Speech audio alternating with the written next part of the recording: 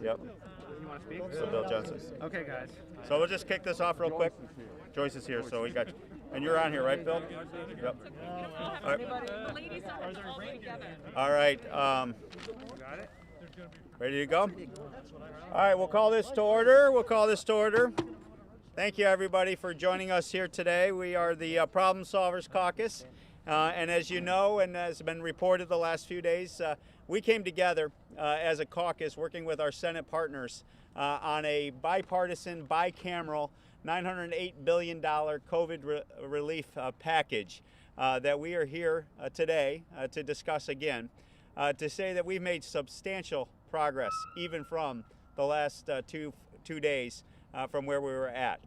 We are gaining momentum as we speak.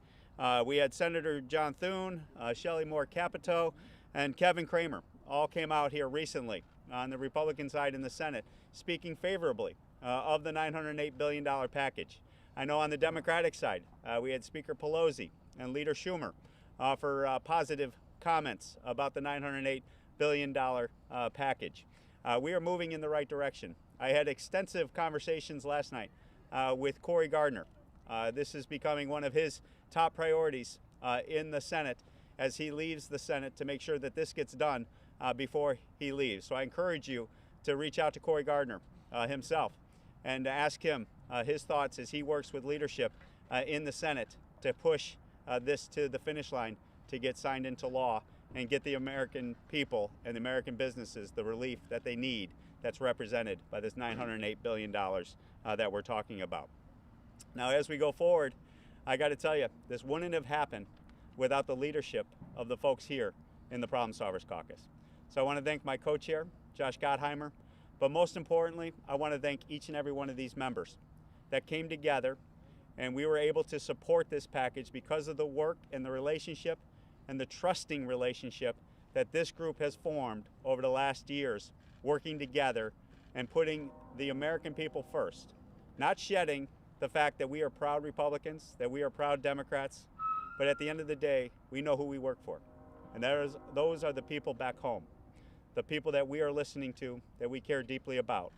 And I gotta tell you, the leadership team that helped put this together, people like Dusty Johnson, Anthony Gonzalez, Fred Upton on the Republican side, Abigail Spanberger, Dean Phillips, and my good friend Josh Gottheimer on the Democratic side.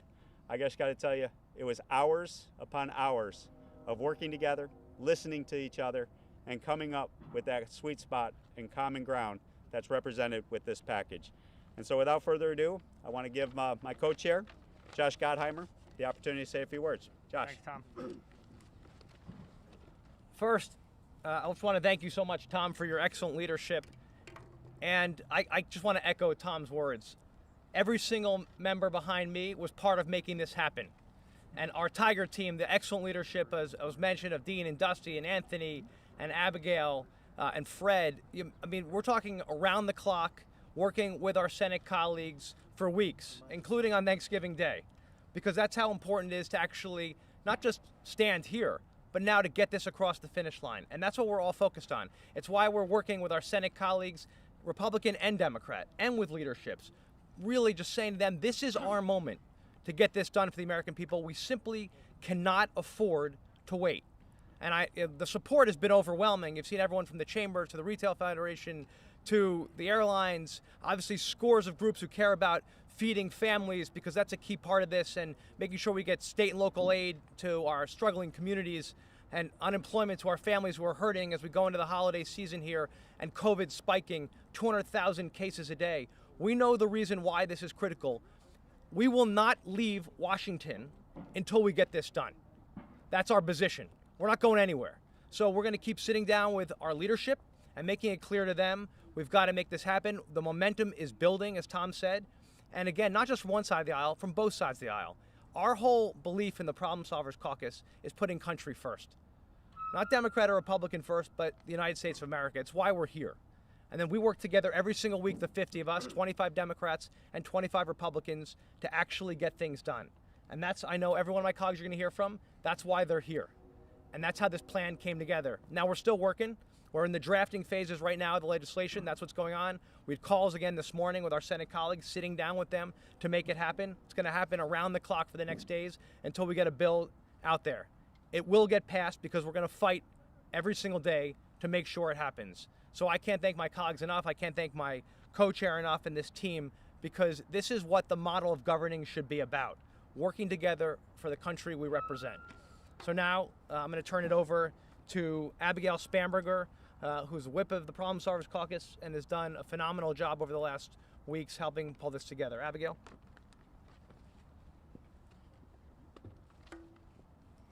Thank you very much to my colleagues here. Thank you to our colleagues on the Senate side.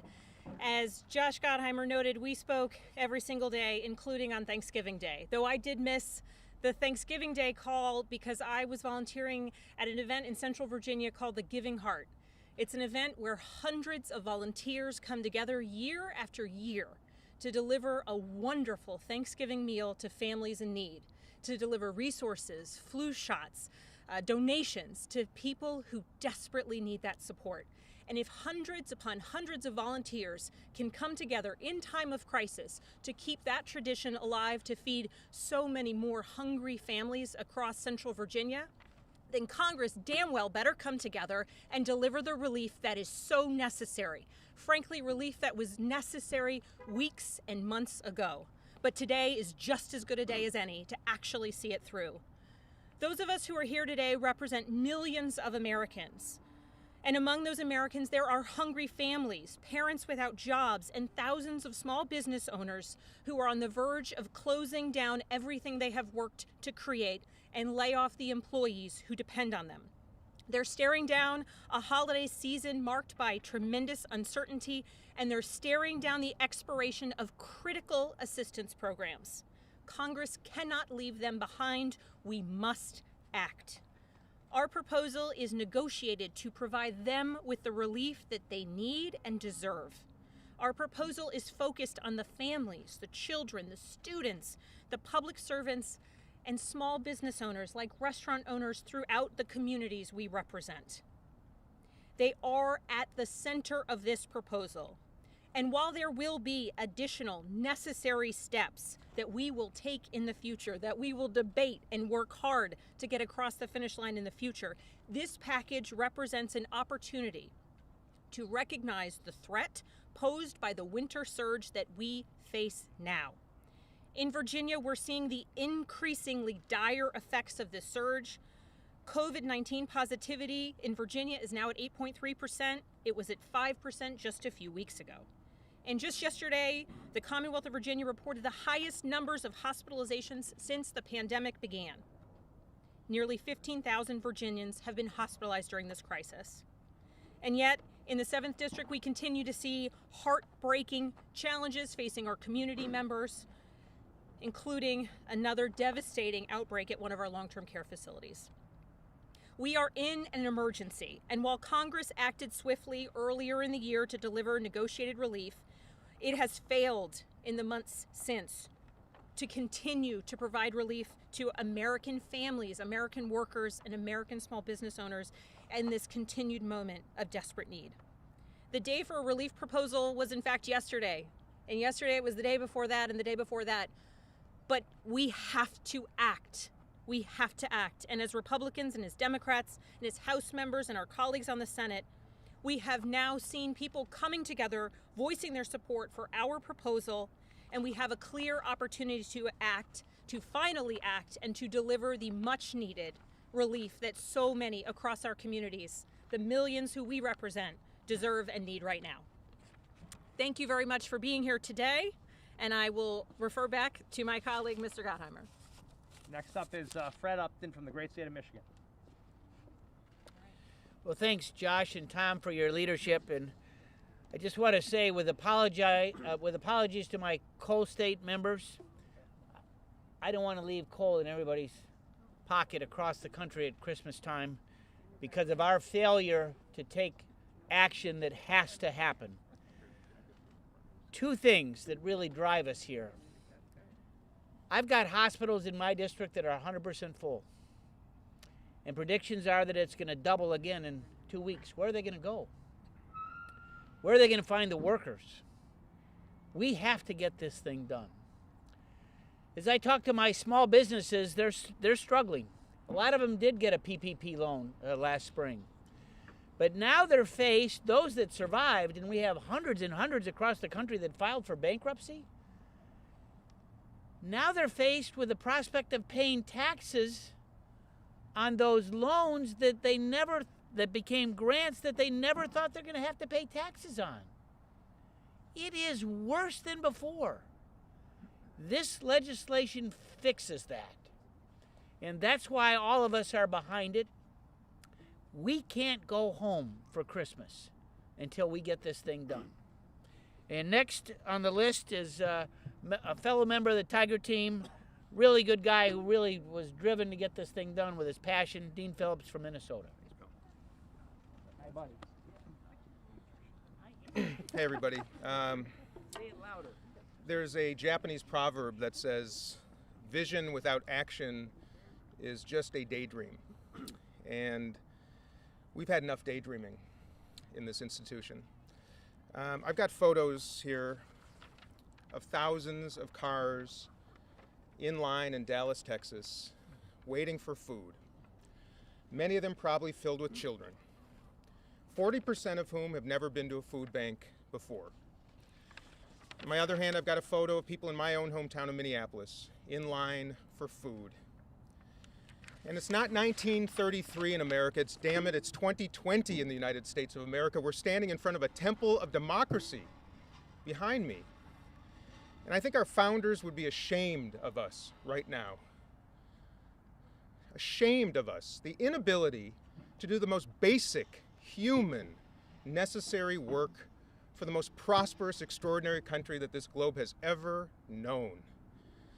But I come here not to condemn anybody, rather to extend an invitation to all of the Americans who might be watching this and who are wondering if they can have faith in government anymore, if this place could ever operate again. I understand why you might ask that, but I also ask you to look at my brothers and sisters behind me, Democrats and Republicans from all around the country, with varying backgrounds and life experiences and different political perspectives, but remarkably unified in doing what's best for this country. And I am so proud to be part of this group, because we are trying. And my invitation is to everybody else in the three buildings behind you and on the other side of this one behind me, to come together and do the most basic of basics for the people in our country. That's what our founders would have expected. And as the world watches the United States of America right now, after the recent election, and they wonder about our democracy right now, let's give them a reason to believe it works. That's why I'm here. That's why my brothers and sisters are here. God bless America. Thanks, everybody. Next up is Dusty Johnson. So last week, 778,000 Americans filed for unemployment benefits for the first time. And last week, 10,000 Americans died from COVID-19. And in that kind of an environment, inaction is inexcusable. I, like my colleagues, talk to nurses, to researchers, to nursing home employees, to tribes, to families, to landlords, to ag producers, to teachers, to hotel workers. And when I talk to those people who are working hardest during this pandemic, they make it clear that a focused and a targeted relief package would help them do their jobs, would help them triumph over COVID-19. Targeted, focused. That's what we're talking about today. This framework doesn't have dozens of unrelated provisions. Half of the money is repurposed from unspent CARES Act funding. This is not a difficult proposition. This is relief that this country needs. It is targeted. It is focused. I believe it's necessary. I believe that it will get done. And when it gets done, let there be no question who jump-started these negotiations. It is the Problem Solvers Caucus. It will have been because of the courage and the hard work and the dedication of the men and women who are gathered here today, who were not willing to take no for an answer. We are close. We know that every hour another political leader stands up and adds their voice to ours. We are dedicated to get this done. A key leader in this process has been the hardworking and dedicated lady from Virginia, Congresswoman Elaine Luria.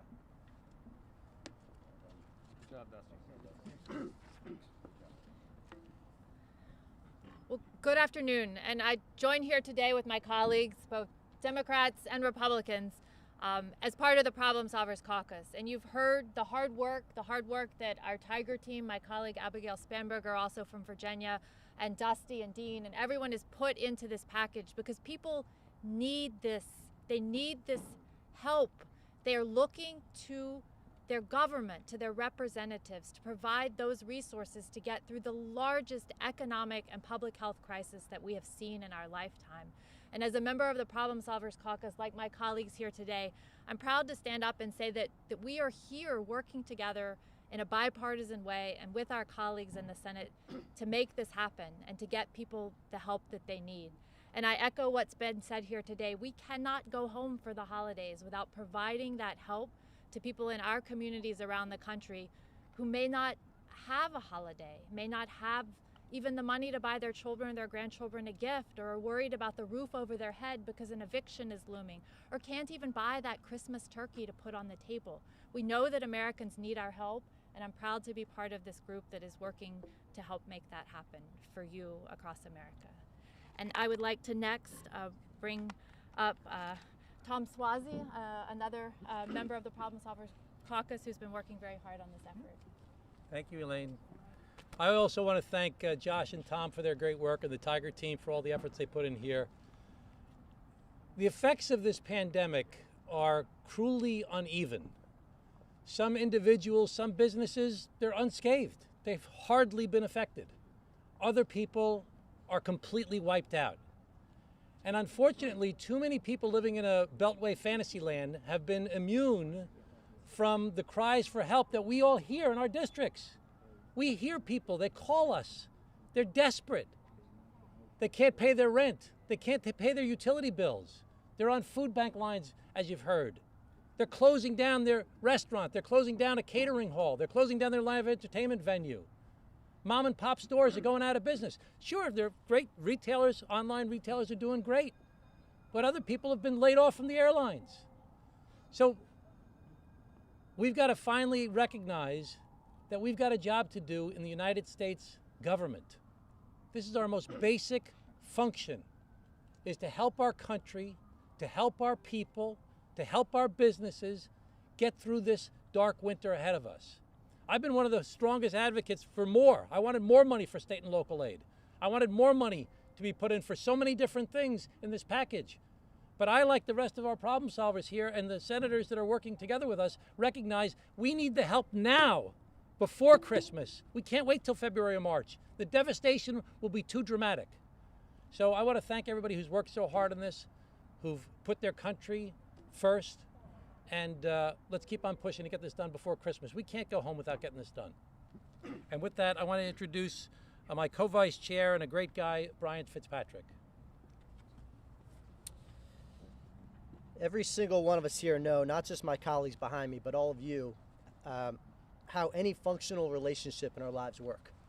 You listen more than you lecture. You view diversity of thought as a strength to be harnessed, not a weakness to be criticized. You don't allow the perfect to be the enemy of the good. And you take a belief that you'd rather have 80% of something than 100% of nothing. That's how any functional relationship in any of our lives works. That is not how this place works. That's how we work. That's how we function. That's how you all function in your lives. That is not how this institution works right now.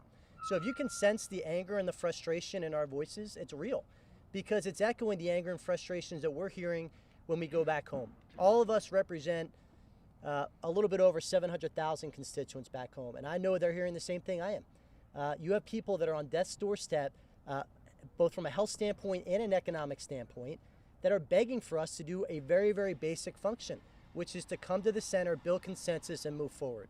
It's how anything that works in our lives operates on a normal basis. And that's what we're trying to do, is restore sanity to this institution. And there are 50 of us now. If there were 218 of us, in that institution. And if any one of us from either party were in House leadership, you wouldn't have this gridlock. You would not have it, because we operate in a very, very common sense, pragmatic, rational, reasonable, methodical way to not allow anything extraneous to block progress so that we can get something across the finish line. And that's what we're here for. So kudos to my colleagues, Democrat and Republican. We are not just colleagues, we're friends. We stand with each other and behind each other. And we're hopeful. We're not going anywhere until we get something done.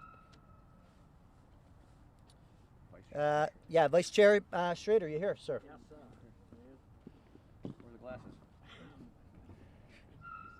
When we started the Problem Solvers 8 years ago, we hoped this day would come.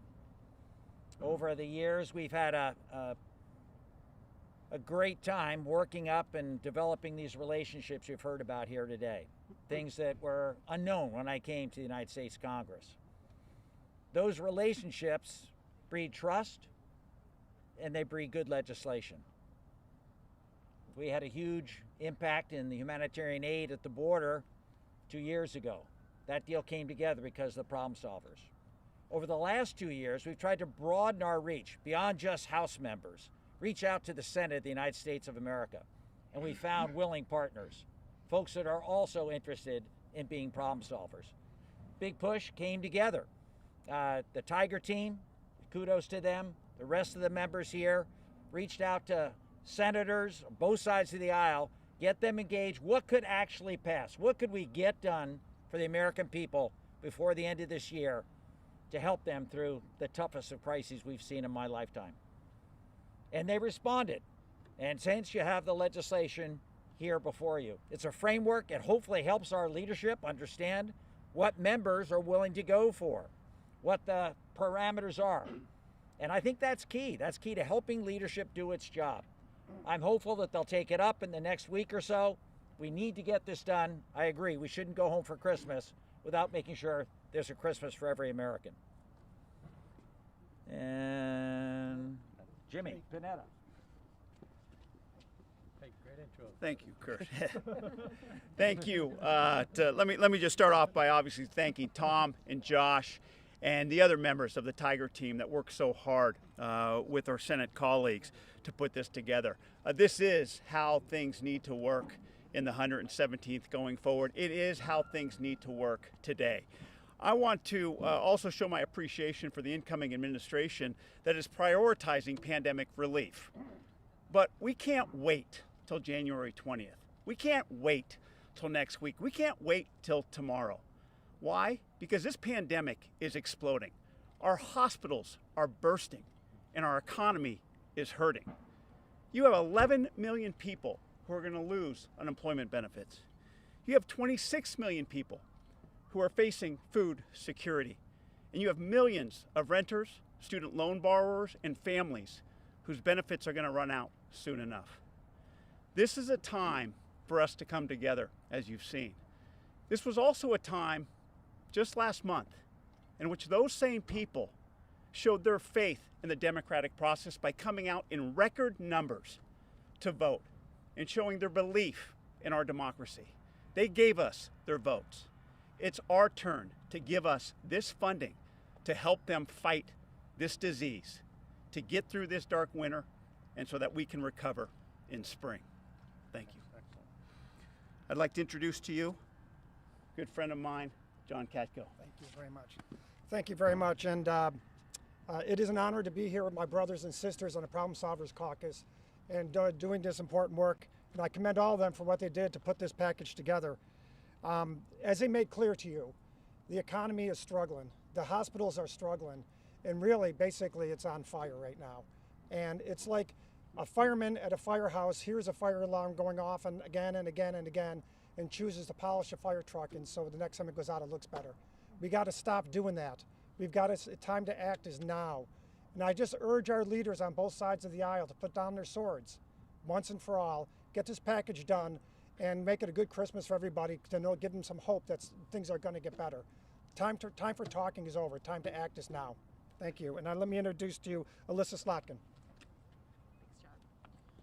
Hi, everyone. I echo the comments of my colleagues. We had this amazing Tiger team that worked their butts off to get to this proposal, and we all owe them a debt of gratitude. And I stand in front of you today basically with equal parts pride and frustration.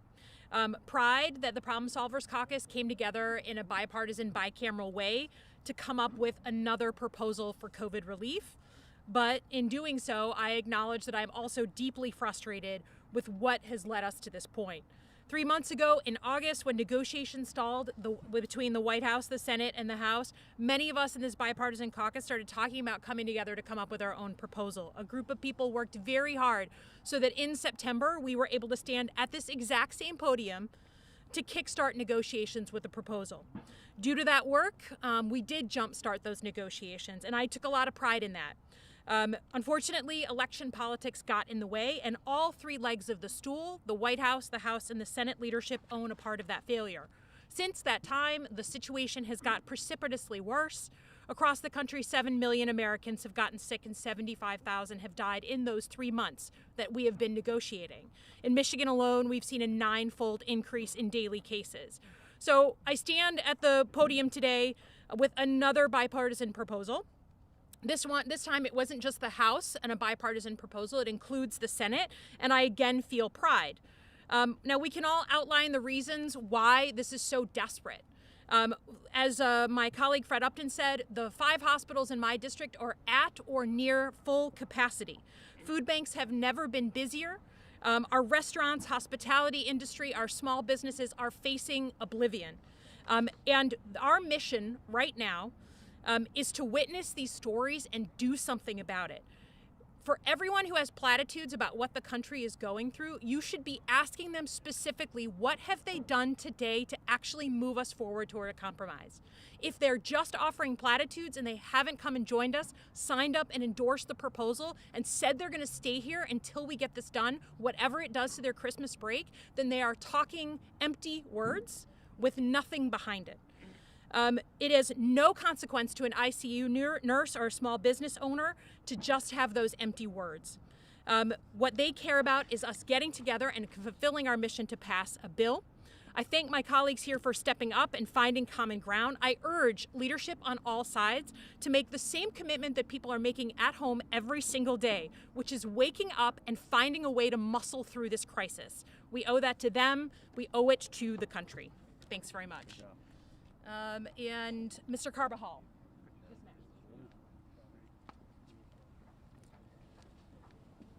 Each one of us goes back to our district and hears the same thing over and over in recent months. Our workers are swelling the ranks of unemployed. Our businesses are going under.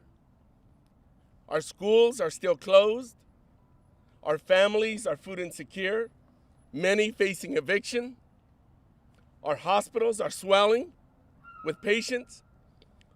We have a sense of urgency here, and we need to get beyond the gridlock that defines this institution that we are all part of. I couldn't be prouder of my colleagues, the Problem Solvers Caucus, who have worked to find common ground, to provide a framework for our leaderships on both sides of the aisle, to make it easier for them to move forward and take action now. Too many people are hurting. We need to act today.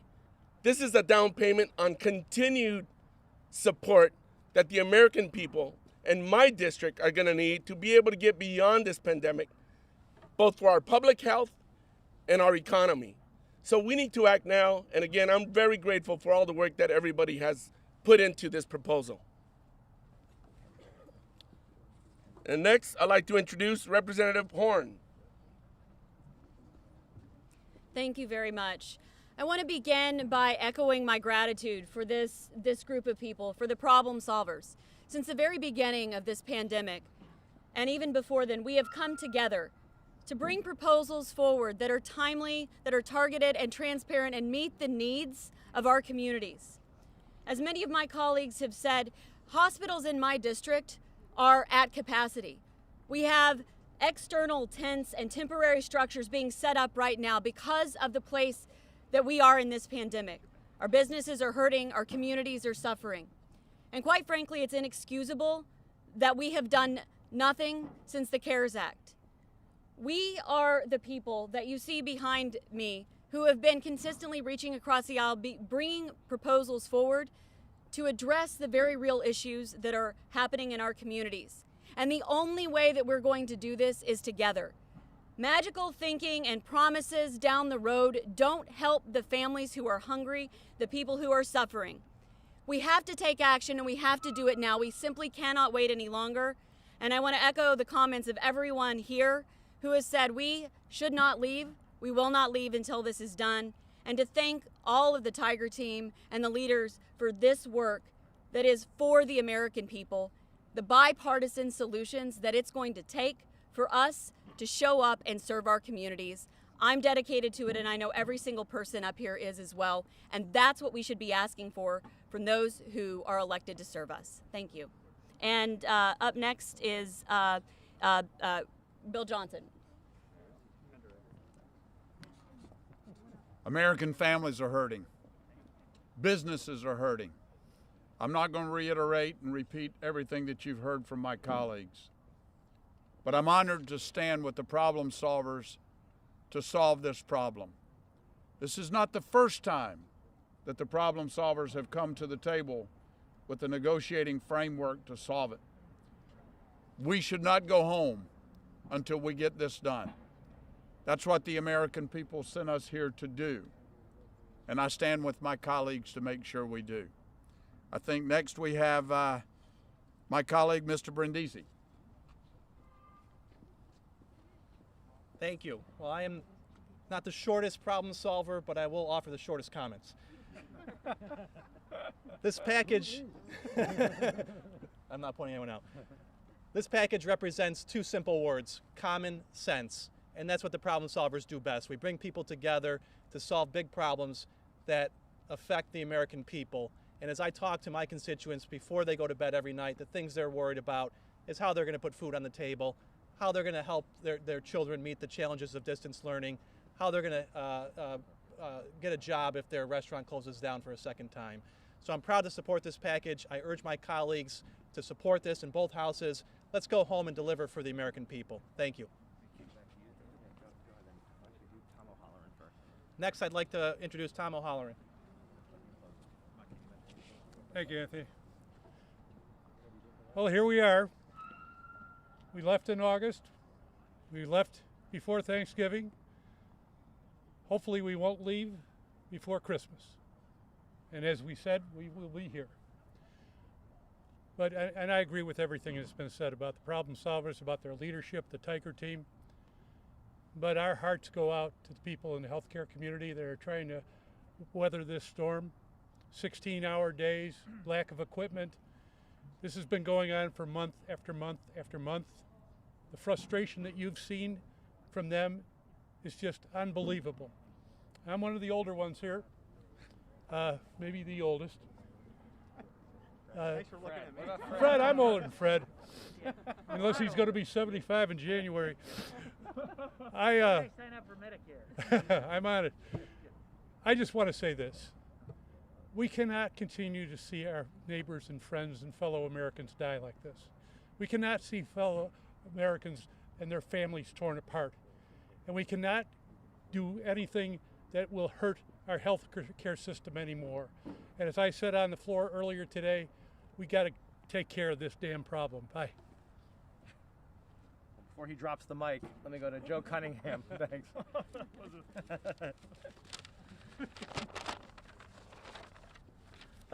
First of all, I want to thank Tom Reed and Josh Gottheimer for leading this bipartisan coalition, and just thank you for your friendship as well. I think it's safe to say we find ourselves in unprecedented times right now. A global pandemic that's claimed the lives of 274,000 Americans. Our economy is in desperate straits. People are losing loved ones. Businesses are shuttering, and meanwhile, politicians continue pointing fingers. These times beg for strong leadership, bipartisanship, for it is that way of thinking that will deliver our country from these very troubling times. You've heard a little bit about what this agreement is, but with my limited time, I just want to speak to the group that crafted it and the need for it during such highly charged partisan times in our country. You see, our country is as divided as it's ever been. And what I've seen here in my short tenure is that our politics are completely toxic, and Washington is more gridlocked than any time in recent history.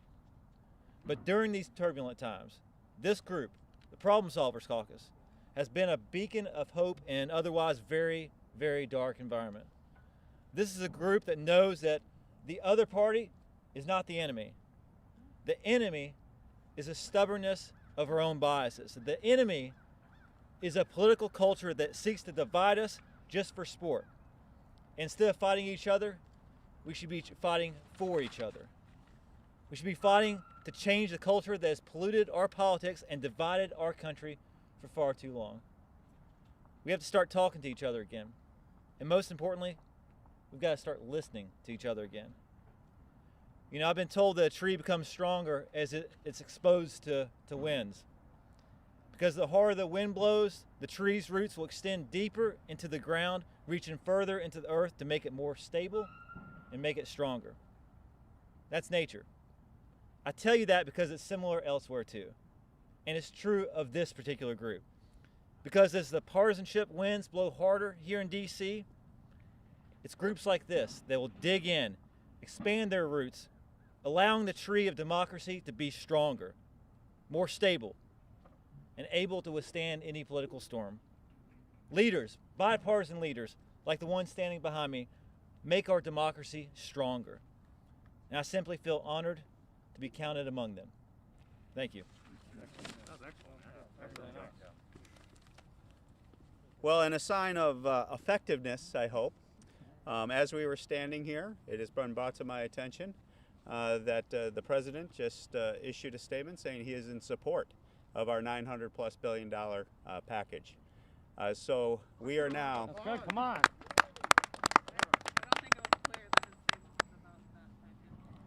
Well, Lindsay, we're gonna declare a moment of optimism here in front of the Capitol.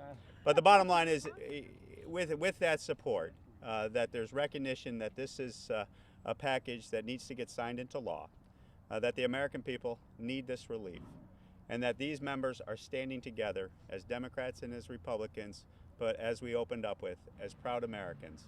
It is time for this institution to do its job. And as we said, we are not leaving until that signature is on this package and that relief is flowing. And it's because of the members that are standing here before you as true American leaders. Questions? So in the spirit of common sense, let's take your questions. Following up on the president, since it was kind of unclear what he would support, if it was your bipartisan proposal, has anyone gotten a commitment from the president or anyone in the White House that he would be on board with this? Not a public commitment, but a private commitment. So what we have always prided ourselves on in the Problem Solvers Caucus is we keep our leadership as well as our relationship with the White House. Those communications, we keep them apprised as to what we're working on and what we're doing. And so throughout this entire process, what we have been talking about when we got to this agreement, we knew this was in the zone of what they would be in a position to support. Now, as we put the final details together, obviously the details matter, and so I would anticipate until that final detail package is out there, we'll get the formal commitment of support from all the players that you're talking about. But that being said, a public indication from the White House, a public indication from our leadership in the House in regards to Nancy Pelosi and Chuck Schumer, as well as now momentum building on both sides of the aisle, bodes well for the fact that this is the package that moved the needle to get people to say we would support this level of support going out to the American people. So that, I think that is a very positive development, and I would take it as a positive sign that now we just have to get the final details hatched out into agreement. Go ahead, and then over there. Sorry. Would you say, I mean, Schumer and Pelosi have now endorsed your product as the basis. We have not heard a similar commitment from McConnell or McCarthy. Would it be fair to say the onus is now on them to come to the table and endorse this? Is that the next step that needs to happen? Well, maybe on our side of that, just when you have the president now coming out and moving in the direction of this proposal, and you saw the Democratic leadership moving in the direction of this proposal, we're in the zone. And we knew through the conversations that going back and forth and truly listening to each other, that $900 billion was where that common ground was. And so, I think we're going to get there, and let's just defer to them as to how they're going to respond to that direct question. But I will tell you, I'm very confident, given now the nature of the developments, that we're there. And I'll just say the key here is 908, which is the number we've been focused on, as you know, and driving toward where we've been able to find both support in the House and the Senate, and the priorities underneath it, right? It's not just the number. It's also what we agreed to, and you all know the outlines of the package. So I think those priorities will continue to be front and center, and as we have these discussions and draft the legislation in the next day or two. And I promise that, gentleman, and then we'll go over. Yes. To follow up on his question, have you had any conversations with McConnell or his team, and what have they been like? Because he has made very clear that he is still focused on his targeted bill that is, not even half of what you guys are proposing. So, obviously we keep them apprised as to what we're doing. We are having conversations, like I mentioned, with Cory Gardner, and we've been talking to leadership in the Senate as well as their teams. Obviously, we're public positioning and what they have to do, so we won't speak for them. And we keep those conversations, the detailed conversations, private, because that's important to our credibility and the ability to do the business that we do in getting people to find that common ground and talk to each other. So I'll defer to them as to where they end up, but I will just tell you, when you see people and the momentum going in the right direction, I think time in short order will show that we're in the area where we're going to land this plane. Lindsay? On the Democratic side, Schumer and Pelosi in their statement said that they want more money in the improvements in this proposal, including more money for state and local and vaccine distribution. Have they given you any specifics beyond that as to what improvements they want to see, and if you think that that's feasible, who's working on those improvements? Well, I spoke to the Speaker this morning again. We continue to have conversations, and we had meetings with our group, with our Senate colleagues this morning. I think everybody, I really believe we're very, very close. The language, of course, as Tom just said, is critically important. It's what we're working on now in the bill, and I think that some of the debates will find their way onto those pages as we wrap this up. But I believe I think from the feedback I've gotten is we're just about there. The question now is in the language of the bill, making sure that what we put on the page gets onto those pages.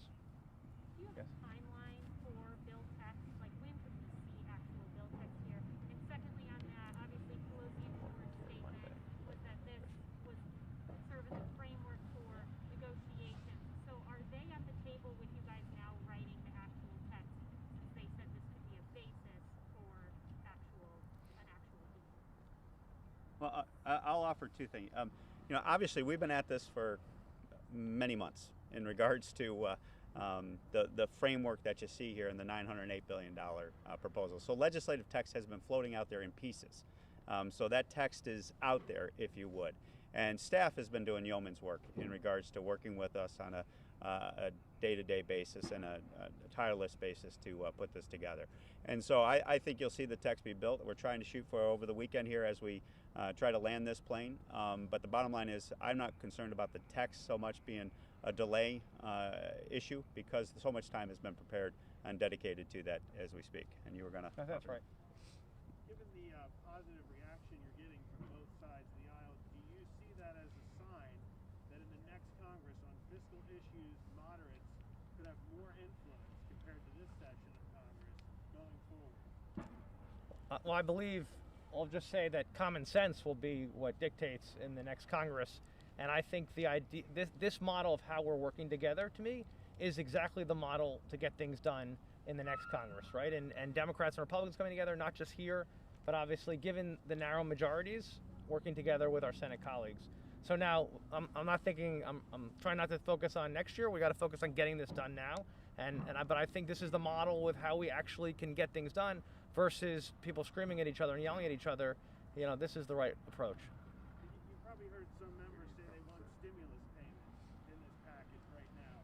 Are you going to try to get that in there? Do you support putting that into this $908 billion package? As you know, everything's about putting things down and trying to get what you can get. And we've been working around the clock, as Tom has said, with this group behind us for weeks. There's things we'd all like more of, but the bottom line is, we believe whether you're talking about helping people with unemployment, whether you're talking about nutrition and making sure those who, as Dean showed the picture, you've got people for the first time in the food lines, and making sure we've got support in there for them and for our schools and for childcare and for rental assistance. So many of the priorities that we all care about are and the values we believe in and fight for are on this 908, and I believe that's going to be what we're going to fight for in the next days to make sure that that's what happens. All right, I think one last question. Does your group generally believe that this bill is just a starting point and that there will be a need for more relief once the new administration comes in? I mean, I think that I look at this as a down payment, and we're going to see, as Tom and I have talked about, we're going to see, and the whole group, where the country is, of course, in the new administration. What our focus here is an emergency short-term package to get us through a very tough time in our country, to get us through the first quarter next year into a new administration. I mean, I think there's going to be a lot more help that's needed, but the bottom line is, for now, what we're focused on is making sure we don't go home, we don't leave here until we actually deliver, and that will continue to be our focus in the days ahead. Thanks, guys. All right, thank you, everyone. No, that's fine. Thanks. Just to clarify, though, the White House cooler sent a clarification on the question that they were asked about McConnell specifically, so it wasn't clear what bill they were talking about. Thank you, guys. He was never asked about that. Right,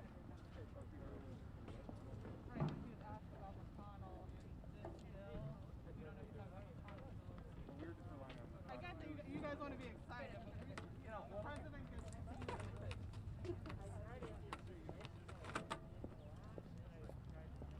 Do you think I can take this list just for mine? Yeah, I have extras too if you don't want the one that was written all over. Although that one's the most accurate. Okay,